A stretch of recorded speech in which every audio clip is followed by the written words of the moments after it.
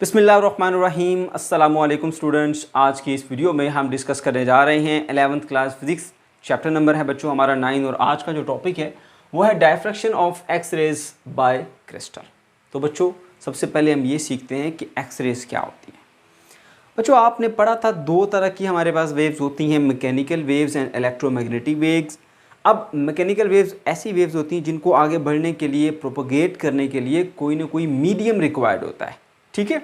और electromagnetic waves ऐसी waves थी जिनको आगे बढ़ने के लिए, प्रोपोगेट करने के लिए किसी भी मीडियम की ज़रूरत नहीं होती थी, वो स्पेस से भी ट्रैवल कर जाती हैं।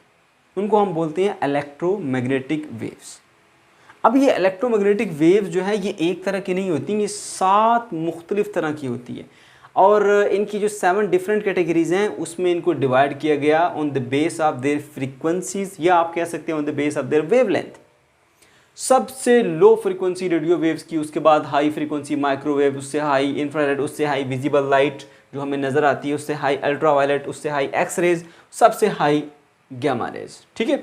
और बच्चों वेलोसिटी हमारे पास और जो फ्रीक्वेंसी है और वेवलेंथ में जो रिलेशन है, जो क्लास 10th में आपने सीखा था, इसको ज़रा रीअरेंज करके लिखो। वेवलेंथ का फ्रीक्वेंसी के साथ एक इन्वर्स रिलेशन बनता है, ठीक है। तो जैसे जैसे इसकी फ्रीक्वेंसी इंक्रीज करती जाएगी वैसे वैसे इसकी वेवलेंथ डिक्रीज करती जाएगी। तो इसलिए जो सबसे हाई वेवलेंथ थी हमारे पास इलेक्ट्रोमैग्नेटिक वेव्स में, रेडियो वेव्स की 10⁻³ मीटर्स।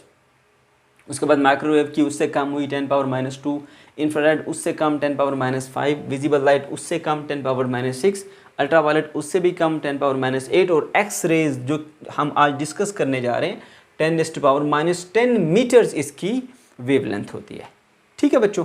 और उसके बाद फिर हमारे पास गामा रेज आ जाती है 10⁻12।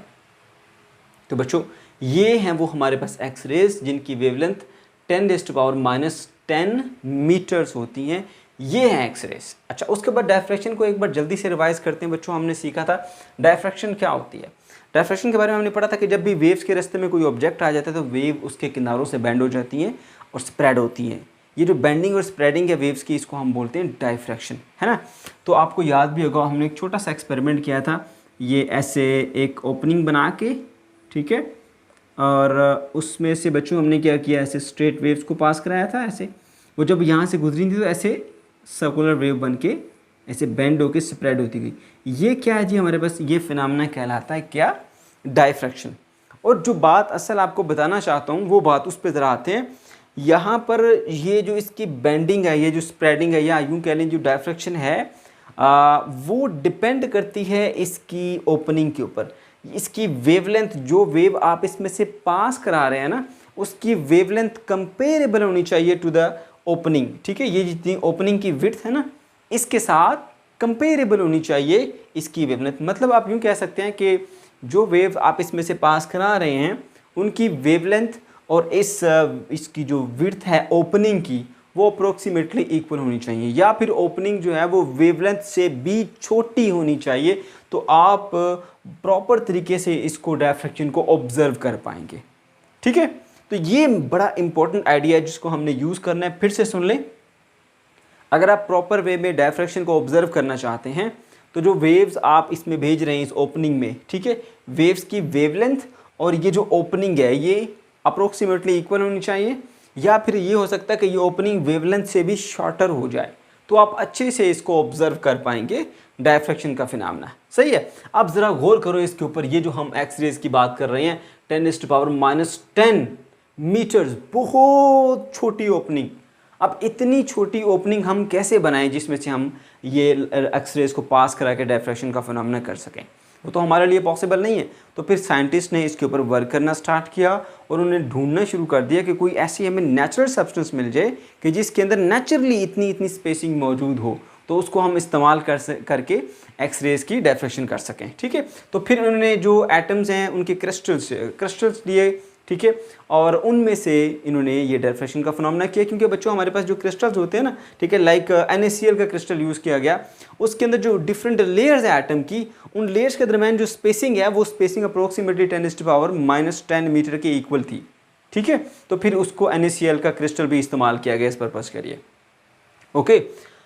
चलिए अब हम देखते हैं जी, हमने एक्स रेज को देख लिया, डिफ्रैक्शन का फिनोमेना देख लिया, और एक ज़रूरी बात ठीक है जो आपके साथ शेयर करनी थी, क्योंकि हम अक्सर ये कन्फ्यूज़ हो जाते हैं इस बात में कि हमने क्रिस्टल का इस्तेमाल क्यों किया एक्स रेज की डिफ्रैक्शन के लिए, क्योंकि एक्स रेज की वेवलेंथ इतनी शॉर्टर होती है कि हमें उसके लिए बहुत नैरो ओपनिंग चाहिए, जितनी इसकी वेवलेंथ है उतनी ओपनिंग हमें चाहिए, तो वो पॉसिबल नहीं है हमारे लिए कंस्ट्रक्ट करना।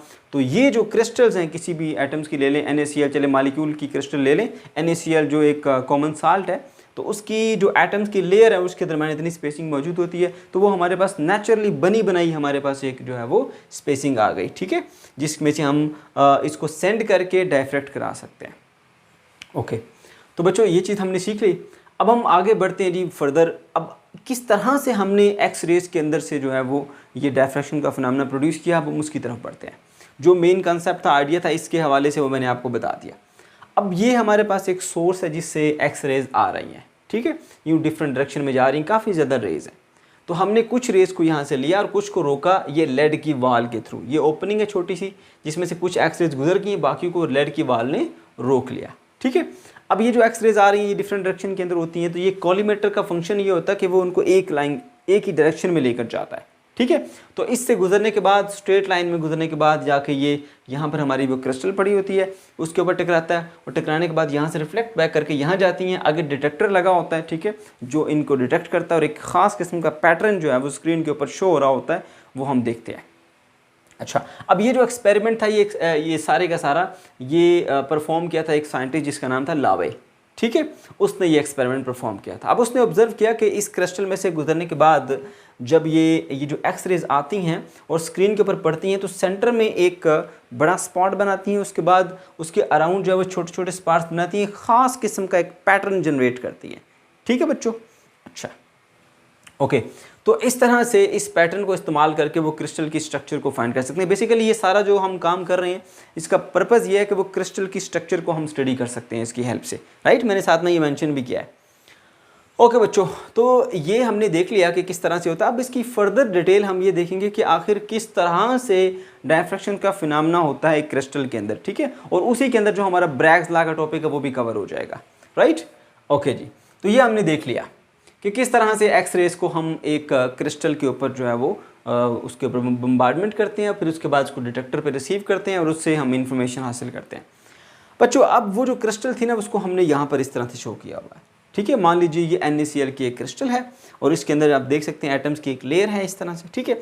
अब ये रेज ऑफ लाइट आ रही है, हम दो रेज ले लेते हैं।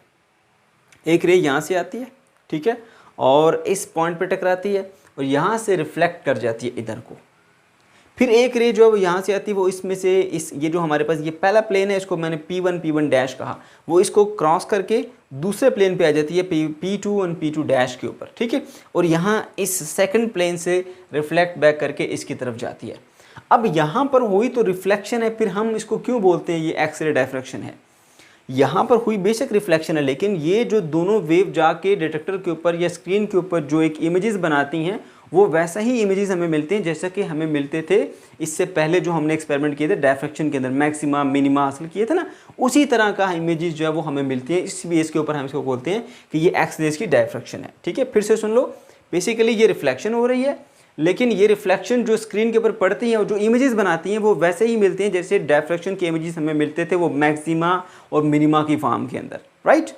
अच्छा, तो ये हमारे पास इस डिटेक्टर पे मिल जाते हैं और हम उसका इमेज जो है वो देख लेते हैं कि हमारे पास किस तरह से डिफ्रैक्शन हुई है इसके अंदर। ओके, अब बच्चों मेनली हम जो ब्रैग्स लॉ को इस्तेमाल करते हैं वो हम इस्तेमाल करते हैं for finding the wavelength of the X rays. X rays की वेवलेंथ को फाइंड करने के लिए हम इसको इस्तेमाल करते हैं। ओके, अब किस तरह से हम इससे एक्स रेज की जो वैल्यू है वो वेवलेंथ की फाइंड कर सकते हैं वो देखते हैं हम। सबसे पहले देखो बच्चों, एक ये रे है, ये ऊपर की सरफेस से रिफ्लेक्ट होकर गई है ऐसे, ठीक है, और एक ये नीचे की रे है वो यहाँ से रिफ्लेक्ट होकर ऐसे गई है। तो इन दोनों के जो है वो पाथ में डिफरेंस आ गया, राइट।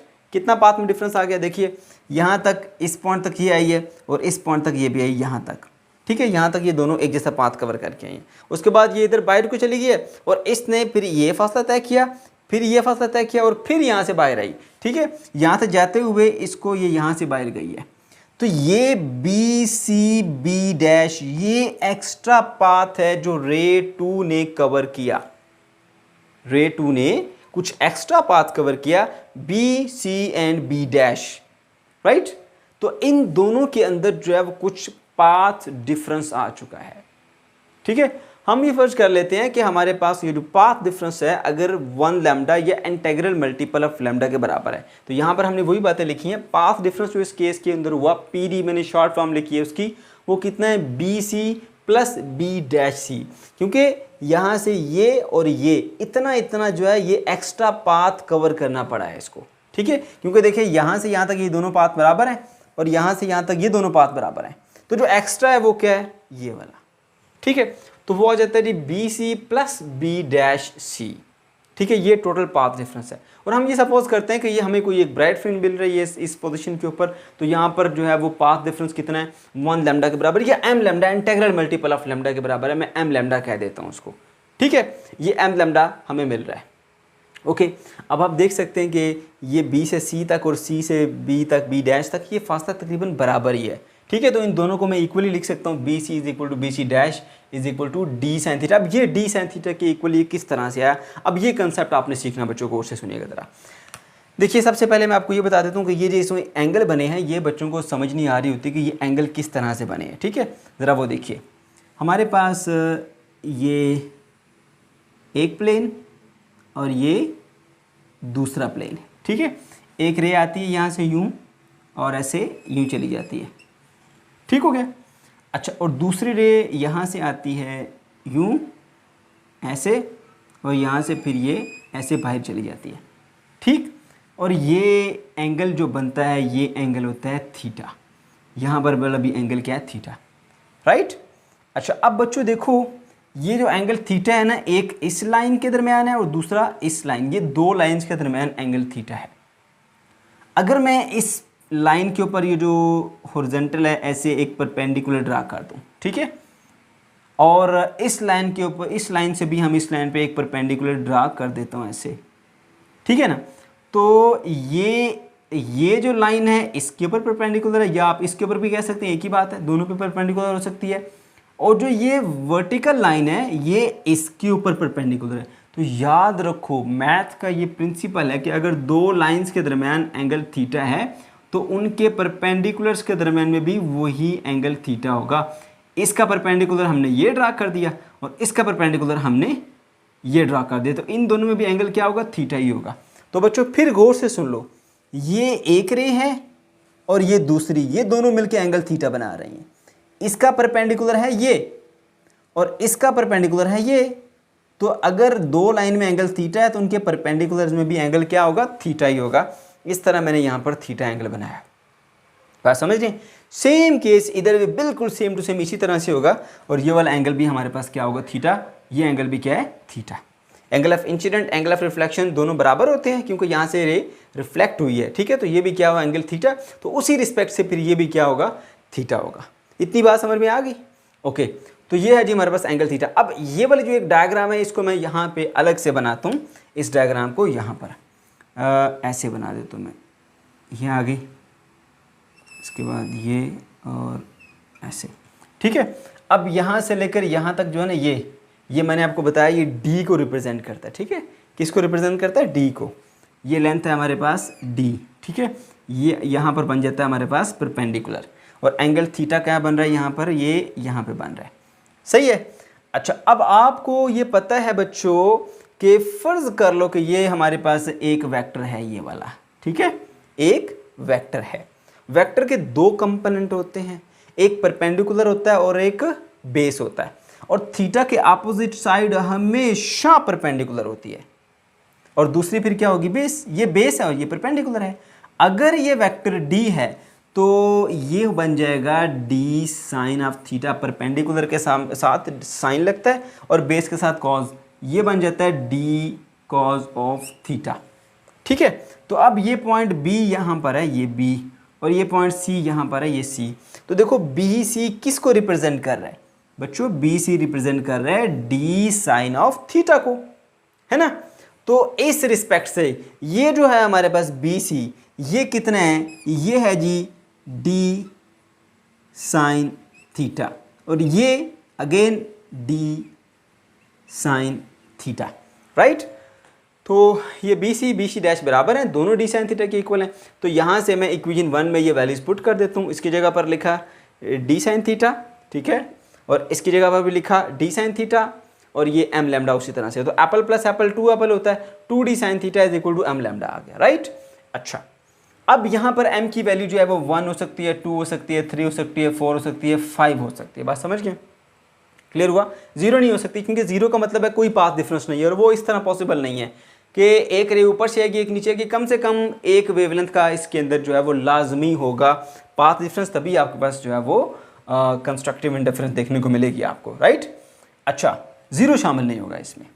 तो ये आ गया हमारे पास 2d sine theta is equal to M lambda, ये रिलेशन आ गया। इसी को हम बोलते हैं ब्रैग्स लॉ। ये जो रिलेशन है ना, मैथमेटिकल रिलेशन, इस रिलेशन को हम बोलते हैं ब्रैग्स लॉ, और इसकी हेल्प से हम इन एक्स रेज की जो वेवलेंथ है वो कैलकुलेट कर सकते हैं। तो वेवलेंथ कैलकुलेट करने के लिए क्या करना पड़ेगा बच्चों?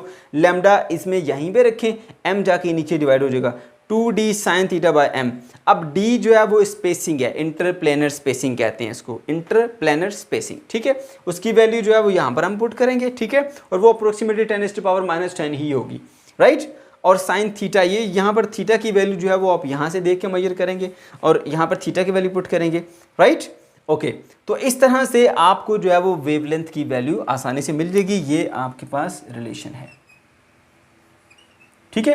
अच्छा, अब ये m क्या है? ये पाथ डिफरेंस जितना होता है ना, 1 लैम्डा है तो m की वैल्यू 1 होगी, पाथ डिफरेंस 2 लैम्डा m की वैल्यू 2 होगी, अगर पाथ डिफरेंस 3 लैम्डा तो m की वैल्यू क्या होगी? 3 होगी। तो m जो है वो बेसिकली वो नंबर है जो यहाँ पर मैंने बताया आपको, 1 2 3 4 कोई भी नंबर होगा इनमें से, राइट। तो इस तरह से हम आसानी से वेवलेंथ ऑफ लाइट जो है वो फाइंड कर सकते हैं, ठीक है बच्चों।